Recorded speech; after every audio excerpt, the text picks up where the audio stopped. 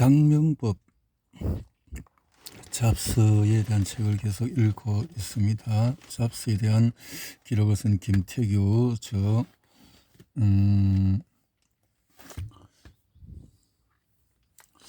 완벽주의자와 통제주의자의 면모를 지녔던 스티브 잡스는 사업치나 아이들의 이름이 아무 의미 없이 대강짓는 법이 없었다. 고통스러운 고민과 은은 끝에 해답을 내왔다.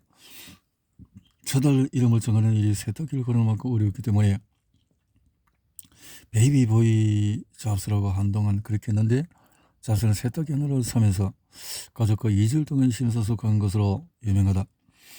우선 회사 이름을 애플은 어떻게 지어졌을까? 잡스의 공식적인 컴퓨터 딱딱한 느낌을 중화시킬 수 있으며 전화번호 보이도 자신이 다니던 회사 아타리 앞에 나올 수 있기 때문에 애플을 선택했다고 조정했다. 그의 친구 다니엘 코키는 잡스가 사과 농장에서 디톡스 식습관의 치유치기를 읽고 과일 다이어트에 더욱 확신을 얻은 후에 애플을 지었다고 증언했다. 다양한 에덴 동산 알레고리 속에서 사과는 잡스에 강하게 각인된 것이 아닐까? 이름을 애플로 정하고 막내딸 이름을 이브라고 정한 것은 잡스는 자신의 아버지 힘을 부정했던 첫째 딸 리사의 장명에도 관여했다. 리사는 어린아이에게 동양식 이름을 지어주던 사과농장에서 태어났지만 잡스가 미국식 이름을 주장해서 리사로 결정했다. 구체적으로 리사의 이름을 어떻게 정했는지 확실하지 않다. 다만 모나 심슨이 소설 형식으로 풀어낸 잡스 이야기 보통 남자에서는 리사의 어머니 크리스앤이 어렸을 때 가지고 놀았던 유일한 인형 이름을 따랐다고 했다. 잡스는 자신이 리사의 부친임을 부정했지만 리사의 이름만은 사용했다. 애플의 후속 모델로 그래픽 유저 인터페이스를 처음으로 차용한 컴퓨터 개발 프로젝트를 리스라고 병행했고, 잡스는 딸 이름을 따른 경우라고 인정했다.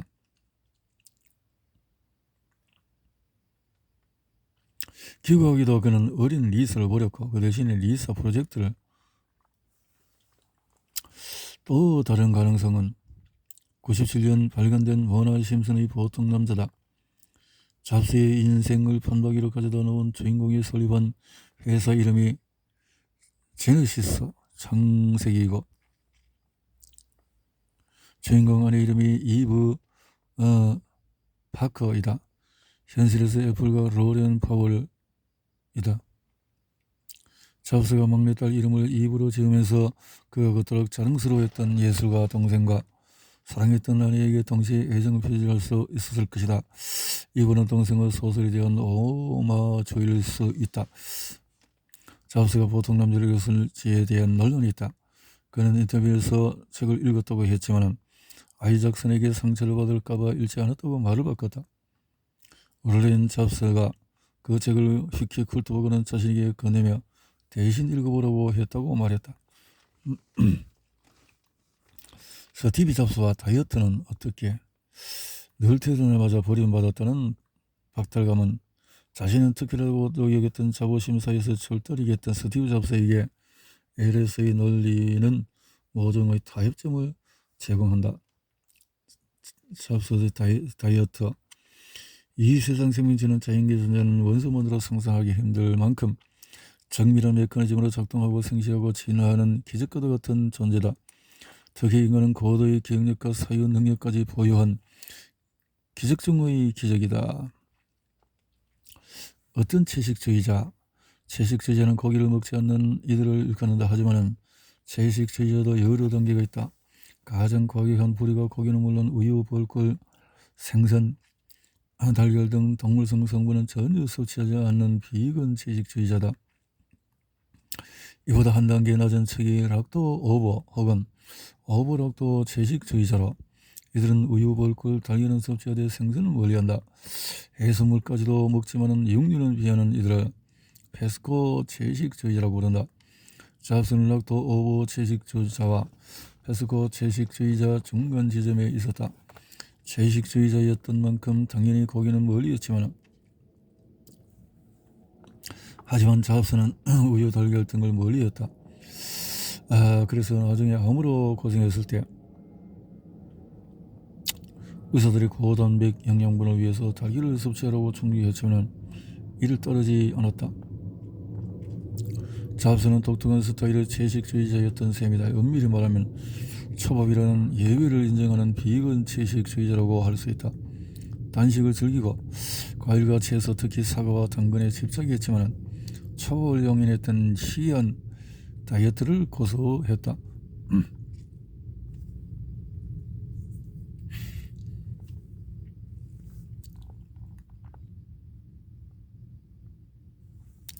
작은 지구를 위한 식습관.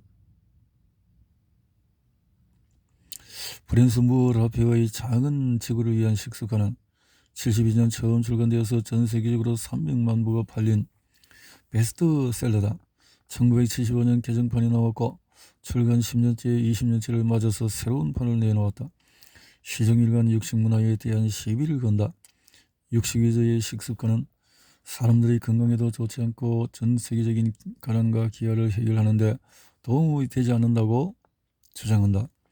라피가 진심 어린 연구 끝에 발견한 이 책은 잡스가 언급했듯이 발견 직후인 70년대 초반 많은 사람들에게 읽히면서 채식주의 붐을 불러일으켰고 미국에서 1파운드의 쇠고기를 생산하기 위해서는 16파운드의 곡물이 필요하고 2,500갤런의 물이 소요된다.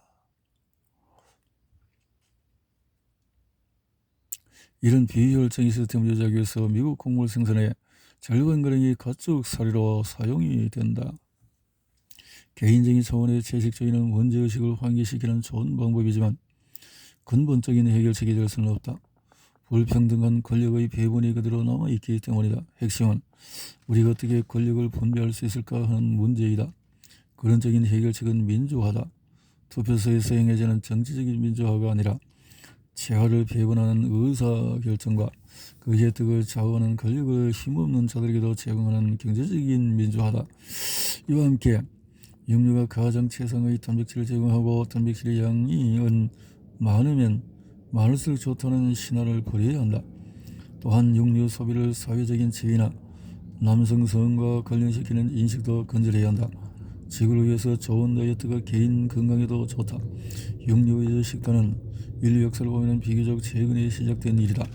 인류는 지난 수백 년간 채식 위주의 식단을 유지해왔기 때문에 우리 소화기관이나 신진대사 메커니즘은 채식에 익숙하다. 물 앞에 프랜시스 물 앞에는 유니티리언과 부모님 밑에서 자랐고 별과 예수의 신성이 보정되고 원죄와 예정설, 성경의 무오리성 등의 회의의 대상으로 삼는 기독교 분파. 라페 자신은 케이커교 계열의 대학교를 나왔다. 케이커교는 17세기 영국 청교도 운동 극자파로 뉴에이지 운동을 불러일으켰다. 명성과 수련을 통해서 인간이 가진 신성을 접목해서 성서의 의미를 격화되고 단체적인 명성을 통한 내적인 계시가 정시된다. 함석한 신부와 케이커의 신봉자다. 그들은 열심히 교회 가서 헌금하고 죽어서 천당 가는 현세의 평화와 사회의 정의에 힘쓴다.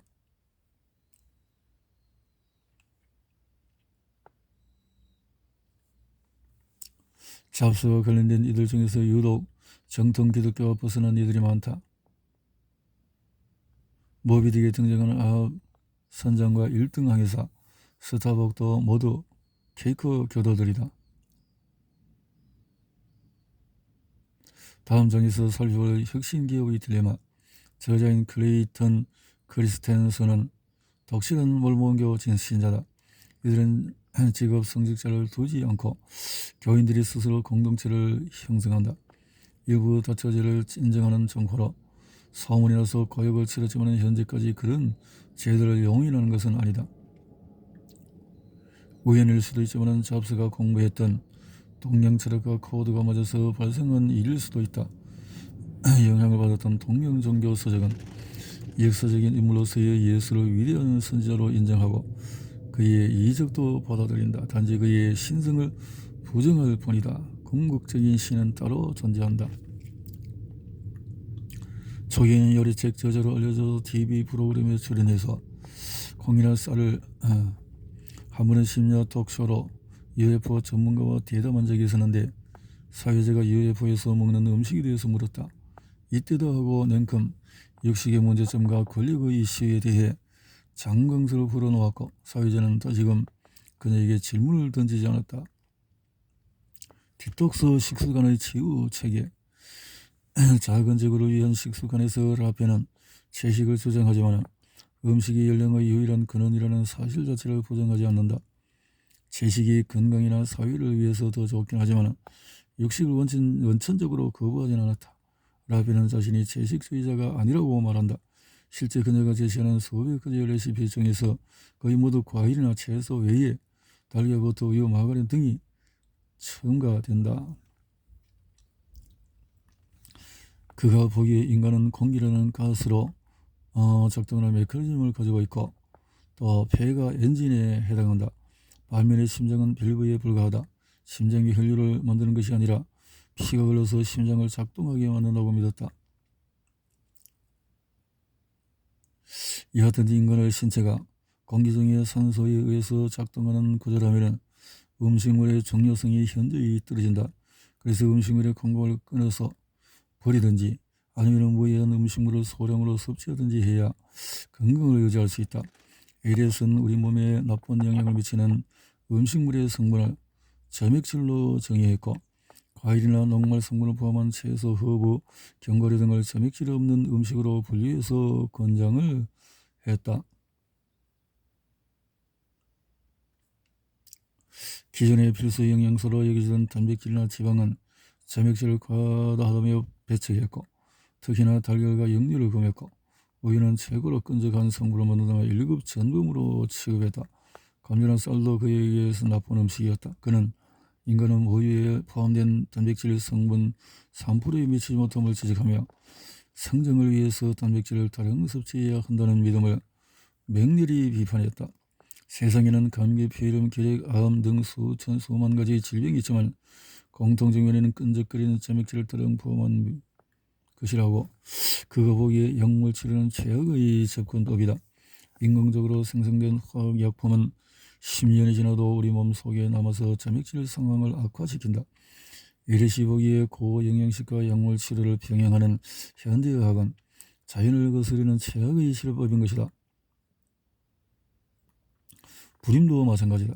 이를 해결할 수 있는 방법은 단식과 과일 위주의 식단이다. 탈모나 수염이 없는 경우도 점액질과 연관이 된다. 비듬은 점액질이 마른 형태다.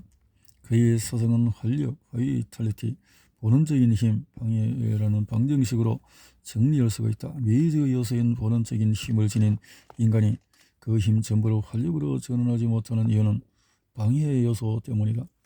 방해 요소는 외부 물질, 즉 우리의 혈액에 존재하는 혈독이나 그러다가 방해 요소는 활력을 잃고 작동을 멈추고 만다. 에리엇의 주장은 수많은 지점에서 기존의 상식과 충돌한다.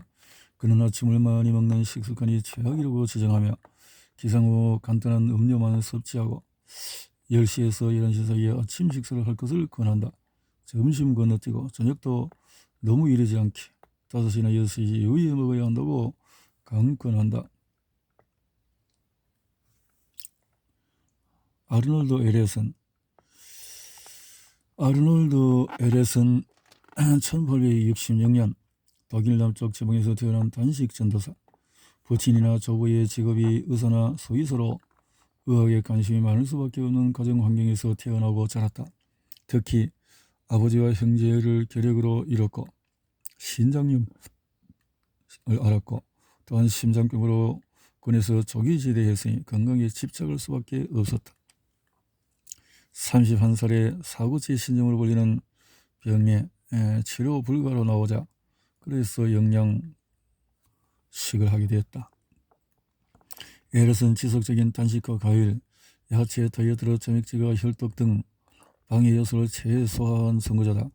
그의 이론이 맞다면 방해 요소를 최소화한 그는 인간의 본원적인 힘 모두를 손실 없이 활력으로 전환해야만 한다. 그는 인간 몸이라는 기계에 주어진 수명의 극한을 보여주어야만 했다. 에레스는 이생적인 단식에서 자신의 다이어트 체계가 아름다움을 되찾는 젊음의 셈이라고 우기기도 했다. 벤츠나 BMW가 독특한 논리로 자신들의 차량이 세계 최고의 엔진과 성능을 지녔다고 광고한 모델이 판매한 지 몇 년 만에 고장이 나버린다면 세상이 어떻게 되겠는가? 아무도 최고라는 주장을 믿으려 하지 않을 것이다. 이것도 마찬가지였다. 40병에 걸린 점액질 적방 요소가 된 체가했던 그가 초로의 나이에 질병으로 사망했다면 참말로 초로 나이에 질병으로 사망했다. 만약에 이것이 사고사로 56세에 생을 마감하지 않고 100세를 넘게 살았다면 그의 일어는 더욱 큰 인기를 누렸을 것이다. 하지만 50대 말에 병사였을 수도 있다. 그렇다면 그의 이름과 일어는 묻혔을 가능성이 높다. 그는 사고사로 운명을 달리하는 바람에 사고사였거나 그가 의도하지는 않았겠지만 자신을 통해서 무점액질 다이어트 일을 증명할 수 있는 기회를 박탈당했고 전술로 남을 수가 있었다. 에레스의 사고사 이후에 많은 사람들이 그를 추종했고 지금도 여전히 그의 가르침을 따르는 에렛 주의가 현존하고 있다. 자연치료법이나 자연으로의 해결을 주창한 18세기와 19세기 유럽과 북미의 사조를 잇고 있는 에레스의 점액질 논리는 1960년대 서부 캘리포니아 히피 문화 융성과 더불어 재조명을 받게 된다. 잡스 다이어트. 잡스는 라피의 작은 적으로 위한 식습관을 잃고 육식을 영원히 멀리하기로 결심했다.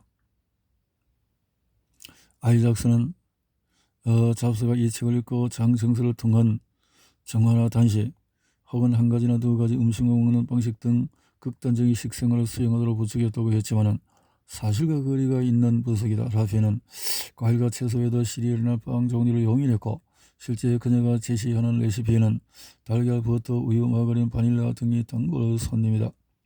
심지어 그녀는 자신이 채식주의자가 아니며 채식 위주의 식단에 소량의 육류를 첨가하거나 가끔씩 육류를 섭취하는 것은 크게 문제되지 않는다고 했다.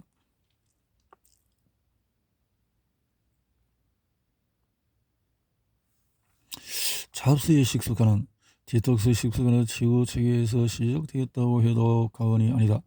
그가 20세 전으로 제외된 이 책이 그의 기괴한 식생활의 거의 대부분을 설명해 주었고 에페가 달걀의 필수 아미노산 구성이 완벽하다고 칭송했던 반면에 에렛은 다량의 점액질 때문에 달걀의 영양보다도 더 나쁘다고 폄하했다. 에페는 균형 있는 식단을 제안했지만 에렛은 한 가지 계절 과일로 식단을 구성하는 편이 이상적으로 했다. 에페는 단식에 대한 이런 권고도 없었지만 에렛은 기본적으로 단식이 소식보다 낫다고 생각했다. 에페가 온건한 채식주의 식단을 권했다면 에렛은 단식주의자였다.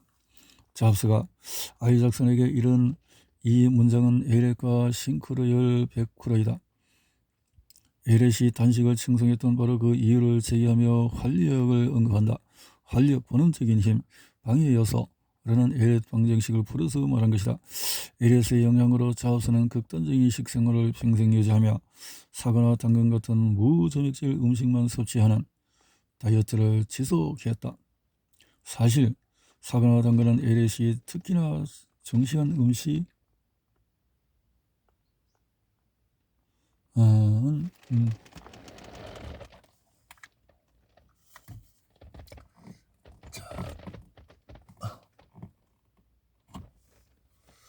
에레스 잡스의 식생활이 건강했다면 식생활 문제보다도 다른 부분에서의 접근법이 중요하지 않았을까 하는 생각인데 사실 사과나 당근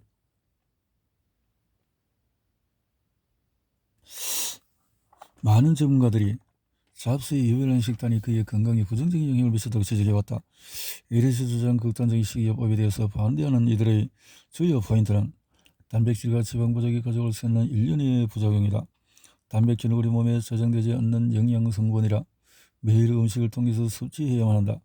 그래야 신진대사가 활발해지고 근육작용도 튼튼해진다.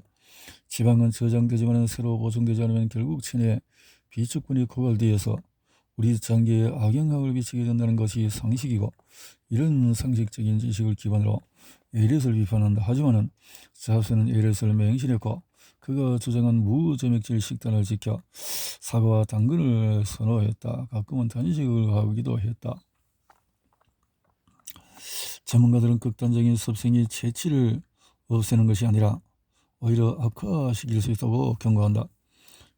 췌장암 진단을 받고도 2004년 9개월 동안 절제술을 받지 않았을 때도 잡스나 그의 아내 공이 잡스가 몸을 절개할 각오가 안 되어 있다고 아이작슨에게 일렀지만 사실 잡스 머리에는 에렛이 들어있었을 가능성이 높다. 에렛은 모든 지명은 점액질이 우리 몸의 투구를 막아서 생기는 것이고, 이를 해결하기 위해서는 단식과 점액질 없는 음식을 통해서 이 막힘을 뚫어야만 해결된다고 하지 않았던가?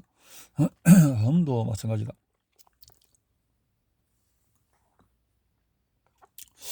2008년 암이 재발했을 때도 마찬가지다. 췌장과 다른 장기의 일부가 절개된 상황에서 의사들은 단백질 지방이 거의 없는 사과나 당근 대신에 달걀 같은 고단백 음식을 권했다. 하지만 잡스는 의사의 말을 고지고대로 따르지 않았다. 달걀은 에렛이 점액질 식품의 대표 주자라고 배관시했던 바로 그 음식이다. 그는 체중이 줄어들면서 무슨 생각했을까? 에렛주의의 흔적은 사실 잡스는 과일주의자가 아니라 에렛주의자는 범주가 타당하다. 그만큼 에렛의 주장이 그의 인생 전반을 관통해서 강범위한 규정력을 가졌다. 에렛은 음식의 간소함을 강조한다. 간소함은 스티브 잡스의 평생 화두 중의 하나로 발전한다. 이렇듯이 에렛의 영향력은 비단 식단과 투영뿐 아니라 그의 철학과 생활에 투영되었다. 그가 만난 중요한 사람들 중에서 많은 이들이 채식주의자였다. 젊었을 때 만난 절친 데니엘 코키야 종교적 신념을 공개했으니 그렇다 쳐도 그의 첫 번째 애인인 크리스앤 브레넌과 그의 아내 로렌 파월, 그리고 그를 이어 애플을 이끌고 있는 팀 쿡 모두 채식주의자이다. 존 스컬리와 최후 담판을 할 때도, 친동생을 처음 만났을 때도, 딸 리사와의 동거를 의논할 때도, 애플의 넥스트 인수를 논의할 때도, 마이콜라의 이사에서 내쫓기 전에도, 픽사와 디즈니의 합병을 논의할 때도, 암에 걸려 수술할지를 고민할 때도 그는 어김없이 산책을 했다. 에렛은 인체를 공기를 원료로 하고 포프라는 엔진이 구동시키는 기계로 바라보았다. 심장은 밸브에 불과하고 이 기계의 유지에 음식물은 매우 부자연스러운 투입 요소라고 생각했다. 공기와 물이 합쳐져서 초동력을 만들고 햇빛은 조미료 역할을 한다. 태양을 바라보며 연근, 햇빛, 음식, 과일은 이 기체 엔진을 원활히 여는 포도당을 함유하고 있는 중요한 인풋이다. 비즈니스맨들이 점심이나 저녁을 하며 사업을 논의하고 중요한 결정을 내린다면 잡스에게는 산책이 오찬이나 마찬가지였을 것이다. 왜냐하면 생명에 가장 필요한 음식인 공기, 햇빛과 물을 함께 흡수하는 방법이니 말이다. 사실 이는 에렌만의 주장이 아니었다. 람다스는 지금 이곳에 존재하라 해서 빛이 가장 순수한 형태의 에너지이고 인간은 햇빛 에너지만으로도 생존이 가능하다고 했다. 어느 요가 수행자의 자서전에서는 수십 년간 음식을 전혀 섭취하지 않는 바바치라와 같은 성자를 소개한다. 특히 잡스가 심오하다고 했던 지금 이곳에 존재하라는 호흡과 산책의 중요성에 대해서 걸포하고 있지만 원고는 형식으로 말한다.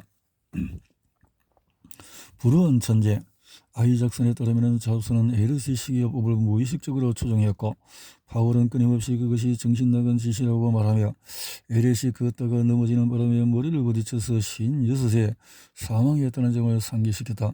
파월의 입장에서는 잡스가 에르스의 미망에 사로잡혀서 끝까지 현명하게 저신하지 못하는 것이 안타까웠을 것이고 에르시라는 인간이 지그되었을 것이다. 그리고 잡스는 에릭과 같은 나이인 56세 생을 마감했다. 56세.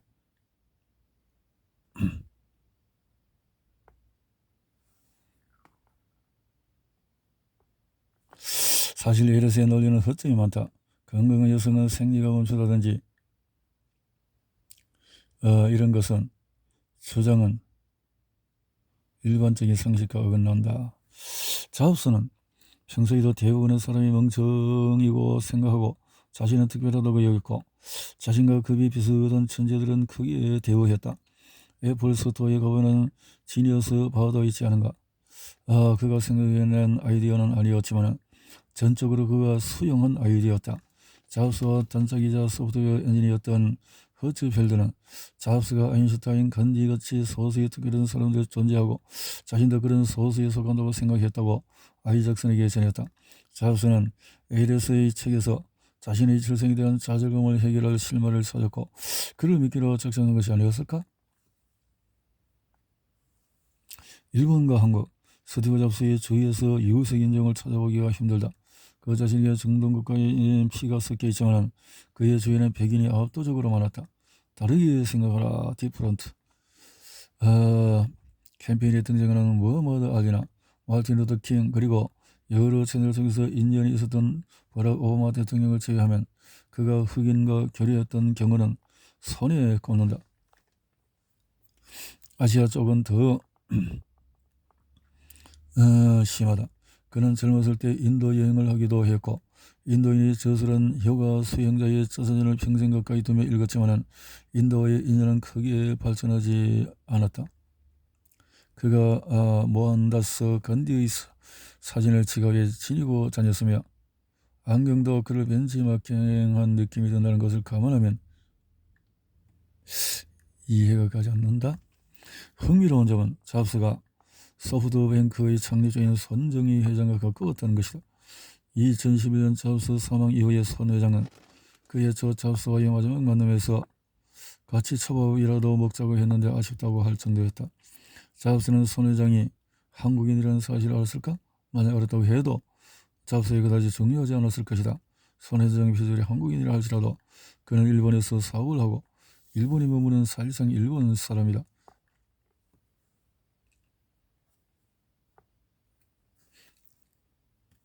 잡스와 비즈니스. 비즈니스는 예컨대 크리슨 텐슨 교수는 잡스의 독특한 경영 철학과 스타일에 세리를 내리는 사람이다. 잡스가 죽음을 앞두고 부쩍 기업 영속성 이야기를 강조한 것은 그 주제를 평생 이용한 크리슨 텐슨 교수에 대한 오마주가 아니었을까? 비즈니스. 기업도 인생과 닮았다. 인간의 80세 정도를 사는 데 비해서 기업의 생로병사 사이클은 10년 남짓밖에 안 된다. 특히나 스티브 잡스 역시 이 책을 통독한 것으로 알려져 있다. 경영어 아인슈타인 크리스 텐슨. 탄탄대를 걷던 크리스 텐슨 교수는 2009년 말에 55세의 나이로 혈액암 말기를 선고받았다. 하지만 그는 언론 인터뷰에서 그 당시 전혀 슬픔을 느끼지 않았다고 회상했다. 선한 삶을 살아왔고 가족들은 다시 천국에서 만나리라 확신했기 때문이다. 그의 어머니도 췌장암 진단과 함께 시한부 인생을 선고받았을 때 남편과 먼저 간 아이를 만날 수 있어서 기뻐했다고 한다. 왜 성공한 기업이 곧 실패하는가? 크리스 텐슨이 혁신기업의 딜레마를 저술하면서 가진 핵심적인 질문은 왜 성공한 기업이 실패를 경험하는가? 성공이 지속되지 않는 이유를 비즈니스적인 접근. 사실 성공한 기업은 풍부한 현금을 모기로 많은 돈을 들여서 엘리트 경영자를 영입하고 연구개발에도 박차를 한다. 자, 이제 결혼적인 기술이 무엇인지 보자. 그가 주목한 분야가 디스크 산업이다. 결합에서 유전자를 전공하는 생물학자들이 초포리를 연구하는 이유는 초포리가 단하루 사이에 수정과 출생, 성장과 상황을 겪기 때문이다. 같은 이유로 크리스텐슨 교수는 산업의 초포리인 디스크를 연구했다. 디스크 산업의 역사는 수십 년 동안의 14인치, 8인치, 또 5.25인치, 3.2.5인치로 그리고 전국적으로 1.8인치까지 진화해왔다. 길지 않은 시간 동안에 5번이나 기준이 바뀌었다. 그 와중에 직전 표준의 선두주자가 자기 표준에서도 제비를 걸지 않은 경우는 혁신기업의 솔루션, 기업은 인력과 브랜드, 기술, 재원 등의 투입 자원을 더 나은 상품이나 서비스로 만드는 프로세스와 의사결정의 판단의 기준이 되는 가치로 나뉜다. 그런데 이렇게 프로세스와 가치는 고차가 되어 자원을 규정하고 이로 인해서 혁신기업의 딜레마가 발생한다. 크리스텐슨 교수는 세 가지 해결책을 제시한다. 첫 번째, 결혼적인 기술을 감당할 수 있는 프로세스와 가치를 지닌 젊은 조직을 인수하는 방법. 두 번째는 가치를 바꾸는 방법 등 분사, 기업의 영속성, 혁신기업의 딜레마, 스티브 잡스 그리고 애플. 크리스텐슨 교수는 혁신기업의 딜레마를 설명하기 위해 컴퓨터 산업과 애플의 예를 들었다. 컴퓨터 디스크와 비슷한 분석이 가능한데 스티브 잡스가 이 대목을 읽으면서 느낀 점이 많았을 것이다. 크리스텐슨 교수는 컴퓨터 산업이 메인 프레임에서 미니 컴퓨터에 이어 PC와 휴대폰 컴퓨터를 진화하는데 이를 모두 결혼적인 기술로 정의했다. 결혼적인 기술.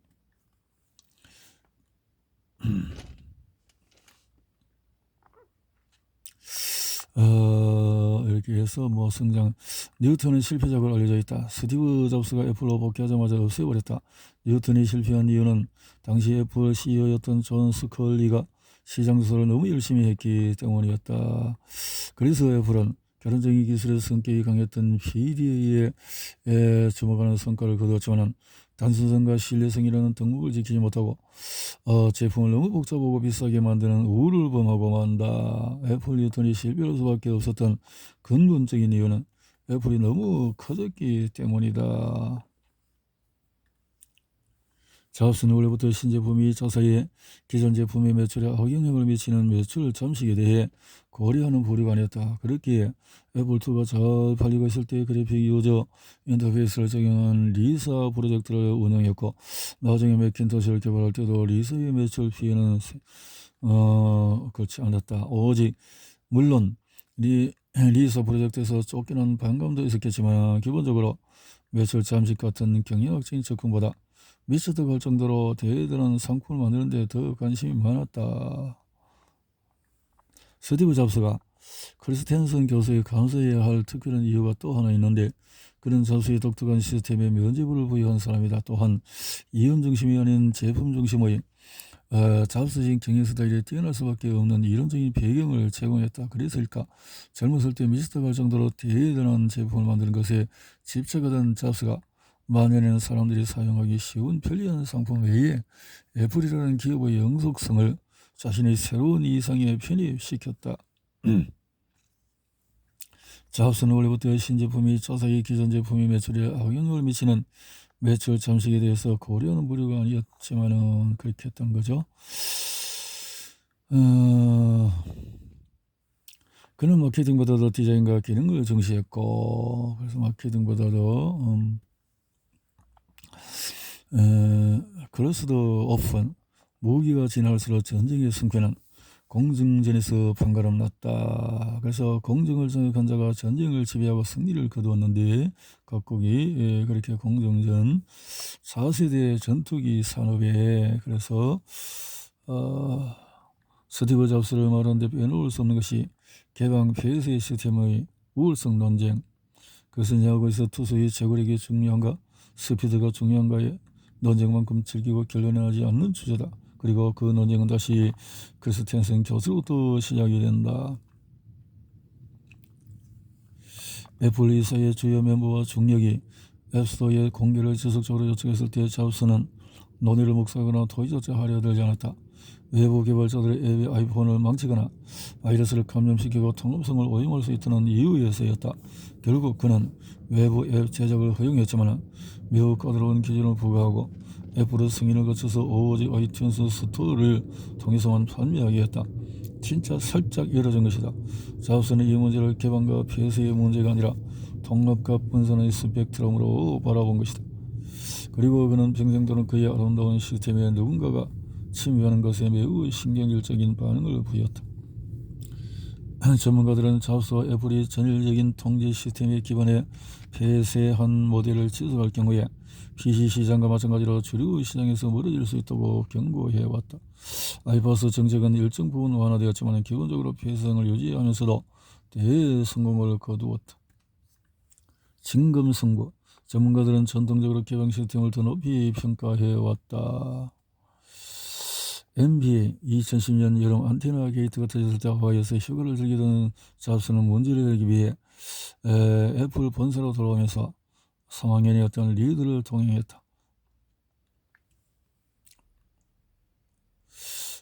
아이폰 4를 특정한 방식으로 사용하면 통화가 끊기는 현상이었는데 평생 동안 완벽주의를 고수해온 잡스에게 닥친 크나큰 위기 중의 하나였다. 대단한 결정이다. 잡스는 자기 아들을 훨씬 더 폼나는 자리로 데려갈 수 있었다. 새로운 제품을 준비한다든지 엄청난 광고를 기획한다든지 자신의 애플의 수장으로서 자랑할 수 있는 자리에 아들을 데려갈 수도 있었다. 하지만 그는 해결책을 도출해내기 위해 고통스러운 과정을 겪어야 하는 험난하고 힘든 회의에 아들을 초대했다. 아들에게 실제 비즈니스의 모습을 보여주려고 한 것이다. 잡스는 스타일상 수익성을 따지려고 콩 하나씩 세고 있거나 시장 조사를 하시고 미래를 잔뜩 재단해오는 전형적인 MBA 출신들을 싫어할 수밖에 없었다. 그에게 수익은 2순위였고 제품이 1순위였다. 수익은 위대한 제품을 만들기 위한 방편에 불과했다. 또한 존재하지도 않는 시장을 미리 조사해서 위를 예측하는 이들은 거짓말쟁이 따름이었다. 그래서 아이콘에 따르면 잡스는 애플을 MBA 출신을 많이 뽑지 않는다고 실토한 적도 있다. 잡스에게 MBA는 서구에서 중시하는 이성적인 사고의 전형일 뿐 인간의 본전적인 특성이 아니었을 것이다. MBA는 서구 사회의 광기와 이성적인 사고에 성립되어 한계가 있을 수밖에 없다고 생각했다. 그는 직관력을 훨씬 중시했는데 MBA에서 가르쳐주지 않는 것이 있다면 바로 직관력이다. 직관력, 영감. 신기하게도 잡스의 최측근에게 MBA 출신들이 대거 포진이 있었다. 또 잡스가 살아있을 때 동아리에 최고 운영하며 그를 보좌하다가 잡스 사후에 CEO에 자른 팀 쿡은 듀크대 MBA 출신이다. 애플을 떠날 때 넥스트로 같이 합류한 소수 정규팀 중에서 한 명인 수잔 바니스도 MBA, 맥킨토시였던 데이비 콜먼도 MBA, 그리고 아내 로렌 파월스도 스탠퍼드 MBA 출신. 잡스가 그녀를 만난 것도 파월이 MBA 1학년 때였다. 잡스는 MBA를 싫어했지만 스탠퍼드를 너무 좋아해서 이를 상세하게도 남아서 파월을 택했을까? 잡스와 MBA도 그의 생애에 어루새겨진 다양한 이중적인 기준과 모순의 일부이다. 스테이 헝가리, 스테이 푸리시. 세계의 명설로 언어로 이렇게 그가 무엇을 보았는지 논란이 많았고 신사를 어떤 잡스는 그답지 않게 준비한 원고를 읽어나간다. 저기서 이 자리에서 그는 자신에 대한 3가지 이야기를 들려준다. 리드 대학교를 중퇴했던 경험, 그가 애플에서 쫓겨났던 사건, 최장암 수술을 겪었던 사연, 잡스는 리드를 자퇴한 일과 85년 애플을 떠났던 경험을 회상하며 당시 힘든 일이지만 결국 자신의 큰 도움이 되었다고 했다. 잡스가 심취했던 선불교에서는 이원론적인 세계관을 부정한다. 선과 악, 천재와 바보, 단순한 흑백 논리를 배척한다. 하지만 잡스만큼이나 이원론에 매몰된 사람도 없었다. 그에게 사람들은 천재 아니면 멍청이였고 아이디어는 천재적이나 이렇게 개똥 같은 이분법적이었는데, 하지만 그 시적으로는 이분법적 사고를 떨쳐내고 삶과 죽음이 하나라는 인식을 갖고 있었고 오늘이 이 자신의 마지막일 수 있다는 심정으로 삶을 살아가기를 권했다. 기계로 찍어낸 자본주의 상품이 아니라 사람들이 직접 만드는 소박한 물품을 사용하자는 정신을 바탕으로 온갖 연장에서부터 전자기기까지 섭렵을 했다. 전자기기를 좋아했다. 했을 것이다. 잡스는 스탠퍼드 출신 편집장이 만든 표현을 스탠퍼드 졸업식 연설 제목으로 삼아 초심을 유지하려는 의미로 사용했다. 스테이 헝그리.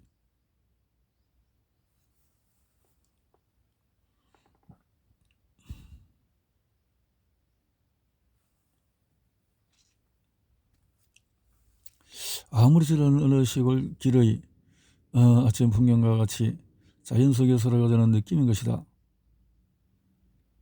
잡스가 이 표현을 접했던 74년에는 대학을 정퇴하고 아타리에서 일하던 때다. 가진 것도 없고 지저분했던 20대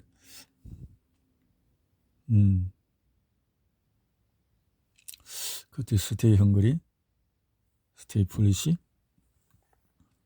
잡스의 엉뚱함은 다른 곳에서도 드러난다. 2001년 뉴스위크의 인터뷰에서 학생들이 무엇인가 만들어내도록 하는데 학습이 진행되고 선생님은 그 중심에 있어야 한다고 주장했다. 그리고 대뜸 소크라테스와 오후 낮을 보낼 수 있다면 나의 모든 기술을 내어주겠다고 선언했다. 이후에 무서운 오해를 불러일으킨 이 문장을 그가 도대체 왜 내뱉은 것인지 이해할 수 없다. 아직 애플이 아이팟도 내놓기 전인 2001년 10월에 애플도 아닌 잡스가 도대체 무슨 기술이 있다고 자신의 기술을 다 내놓는다고 했을까? 잡스는 가끔 잘못된 이용을 하기도 한다. 훌륭한 예술가는 베끼고 위대한 예술가는 훔친다가 그렇고 하지만 피카소가 이런 말을 칠지 잡스의 서지를 마치며 법범이나 정신세계 인간성과 무관하게 잡스는 여전히 위대하다. 제품에 대한 열정도 대단하다. 가니스 2009년에 수지받지 않으면 미래를 장담할 수 없는 상황에서도 반칙을 저지르지 않았다. 사람은 죽음과 공포에서 잡스는 재산이 10조 원에 달하는 거부가 아니었는가? 하지만 그와 아내는 끝까지 피어플레이를 고수했다.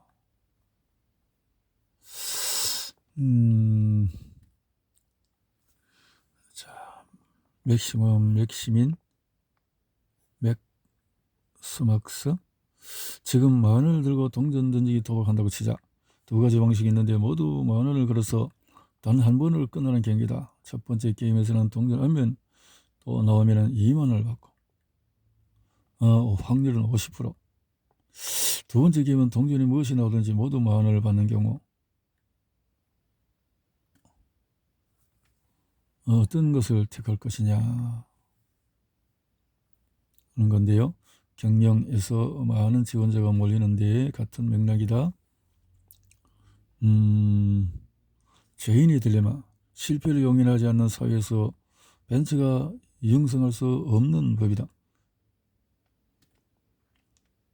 한국의 맥시민 전략은 전형적인 죄인의 딜레마의 형 상황이다.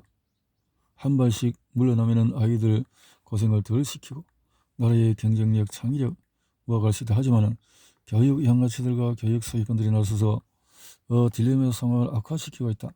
교육 양아치들의 전략이 이미 범죄를 모두 틀어놓았다고 겁을 주는 무슨 학원에 다니고 대시론과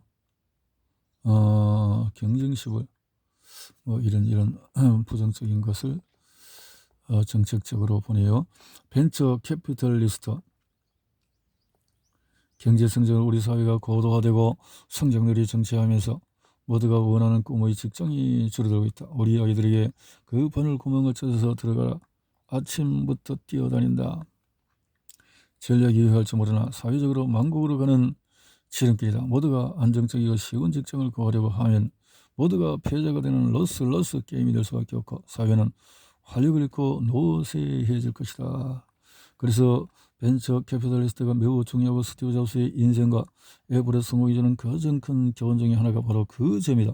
잡스가 생긴 재능과 체력을 동시에 가진 마이클 마쿨러를 만나지 못했다면 마약공으로 감옥에 들려그는 인생을 살았을 수도 있다. 마쿨러는 잡스조차도 $25만 다시 해서할 수 있지 반신반의할 때 3억 원에 달하는 거금을 내놓았다. 지금 가치로 따지면 10억 원이 넘는 금액이었다. 금전적인 리스를 기꺼이 감수하는 맥스 사고방식이 아니고서는 불가능한 일이었다. 70년 중반에서 98년 구글의 공동 창업자 세르게이 브린과 레리 페이지가 NDA에서부터 10만 달러를 유지했을 때 질적으로 다르다. 스티브 잡스의 코드는 코드로 하면은 6가지 질문을 던진 바가 있다. 나름대로 정리해보면은 한때 애플의 한입 베어먹은 무지개 색깔 사과 로고가 컴퓨터의 아버지로 불리는 앨런 튜링에 대한 경이라는 추측이 회자된 적이 있었다. 42세의 나이에 독이 든 사과를 먹고 자살했기 때문이다. 컴퓨터 회사 로고에 컴퓨터의 아버지와 관련된 이미지를 넣는다. 훌륭한 아이디어다. 그것이 튜링은 천재이자 연구인이었다. 둘 다 잡스가 좋아했던 범주이다. 잡스는 왜 회사 이름을 애플이라고 지었냐? 좋아해서 애플로 지었다. 2000년 아이패드가 대박을 친 건 순전히 애플리케이션 애플이 이 애플로 부른 것도 재미있다. 잡스 사과는 어떤 관계일까? 사실 스티브 잡스의 코드 중에서 회사 이름을 애플에 지은 것에 대해 이거 저것 갖다 붙여서 튜링과의 사과가 되지 않을까 하는 점이 제일 염려스럽다. 하지만은 85년 플레이보이즈와 인터뷰에서 밝힌 막내딸 이름을 보며 그가 우주식과 에덴 등산 사과 알레고리에 큰 영향을 받았다는 나름의 결론을 내렸다. 요컨대 잡스는 그저 사과를 좋아해서 사명을 애플에 지었을 수도 있다. 하지만 그가 사과를 좋아하게 된 이유와 사명을 전하는 데 자신이 좋아하는 과일을 떠올린 이유 뒤에는 그가 읽었던 서적들이 큰 영향을 미쳤다. 서적 한 가지. 그렇다면 사과나무 밑에서 아이작 뉴턴이 책을 읽고 있는 애플의 초기 로고는 무엇일까?